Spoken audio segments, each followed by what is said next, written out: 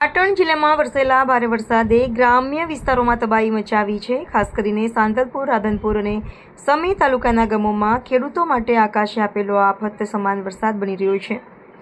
ખેડૂતોએ ખૂબ મહેનત અને ખર્ચ કરીને કરેલું વાવેતર આખું નિષ્ફળ બન્યું છે। ખેતરોમાં ઉભેલા પાક પાણીમાં ગરકાવ થયો છે તો અનેક ખેતરોની જમીન પણ ધોવાઈ જતાં ખેડૂતોને જમીન બચાવવાની ચિંતા ઊભી થઈ છે।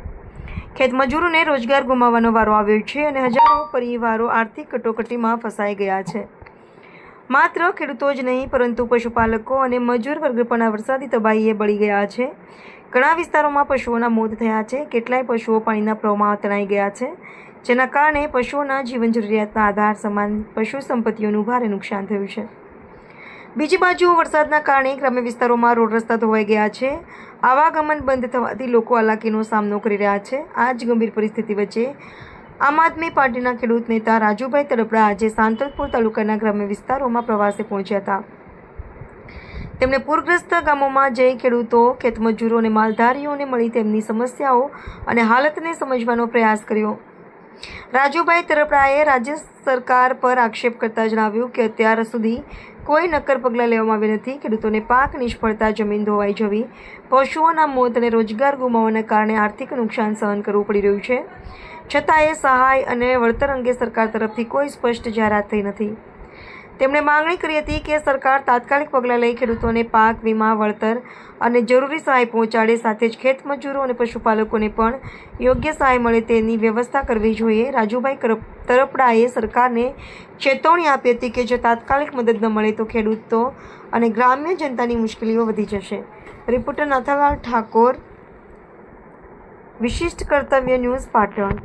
હીરા ઉપર કે નાની મોટી જે રાજુભાઈ તડપડા આમ આદમી પાર્ટી કિસાન સંગઠન પ્રદેશ પ્રમુખ। આજે અમે અહીંયા સાંતલપુર અને રાધનપુર તાલુકાના જે અતિવૃષ્ટિથી ખેડૂતોને પાક નુકસાન થયું છે, જે સામાન્ય પરિવારમાંથી આવતા, ગરીબ પરિવારમાંથી આવતા લોકોની ઘર વખરીને નુકસાન થયું છે, લોકોના ઘરમાં પાણી ઘૂસી ગયા છે।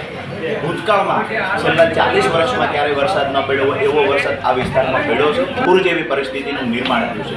ત્યારે ખરેખર સરકારે કેસ્ટ્રોલની તાત્કાલિક જાહેરાત કરવી જોઈએ, પરંતુ સરકારે હજુ સુધી જાહેરાત કરી નથી। સર્વેની માત્ર વાહિયાત વાતો કરવામાં આવી રહી છે, પરંતુ હજી સુધી શું વળતર ચૂકવશું, પાક નુકસાનનું વળતર કેટલું ચૂકવશું, જમીન ધોવાણનું વળતર કેટલું ચૂકવશું, માત્ર રાધનપુર અને સાંતલપુરમાં વળતર ચૂકવશું કે બાજુમાં સમીમાં નુકસાન છે ત્યાં પણ વળતર ચૂકવશું, આ કોઈ જ પ્રકારની સ્પષ્ટતા સરકાર દ્વારા કરવામાં આવી નથી। ત્યારે અમારી સ્પષ્ટ માંગણી છે, જેવી રીતે પંજાબની અંદર આમ આદમી પાર્ટીની સરકારે આવી પરિસ્થિતિની અંદર, પૂર જેવી પરિસ્થિતિની અંદર જ્યારે કુદરતી પ્રકોપ થયો છે ત્યારે દરેક ખેડૂતોને હેક્ટર દીઠ 50,000 રૂપિયાના વળતરની જાહેરાત કરી છે, તો અમે અપેક્ષા રાખીએ ગુજરાત સરકાર પણ આમ આદમી પાર્ટીની સરકારે જે પંજાબમાં જાહેરાત કરી છે એ મુજબ અહીંયા જાહેરાત કરે।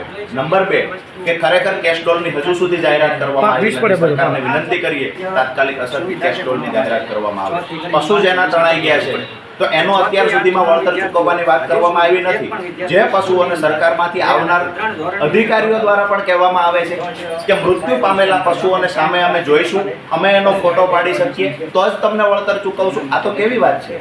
જ્યારે પૂર જેવી પરિસ્થિતિની અંદર પશુ તણાઈ ગયા છે, જાનમાલનું ખૂબ મોટા પ્રમાણમાં નુકસાન છે, ત્યારે માત્ર ને માત્ર ખોટા પાડવાના બહાના હેઠળ ખોટા આંસુઓ પાડી અને ક્યાંક ને ક્યાંક લોકોને ખોટું વાહિયાત આશ્વાસન આપવાના સરકાર દ્વારા પ્રયત્ન કરી રહ્યા છે। આજે આમ આદમી પાર્ટીનું ડેલિગેશન પ્રદેશ નેતાઓ આ વિસ્તારમાં તમામ ગામડાઓની મુલાકાતે અમારાથી જે પણ થઈ શકે નાની મોટી મદદ આ વિસ્તારના લોકોને સરકારને વિનંતી કરીએ છીએ તાત્કાલિક અસરથી તમામ લોકોને યોગ્ય વળતર મળે એવી વ્યવસ્થા કરવામાં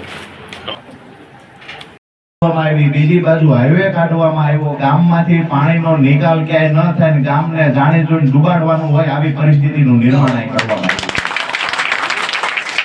તંત્ર પાસે અપેક્ષા અમુક ડેમ, તળાવ આ બધું તૂટવાથી વધારે નુકસાન થયું। મેં જ્યારે એ વખત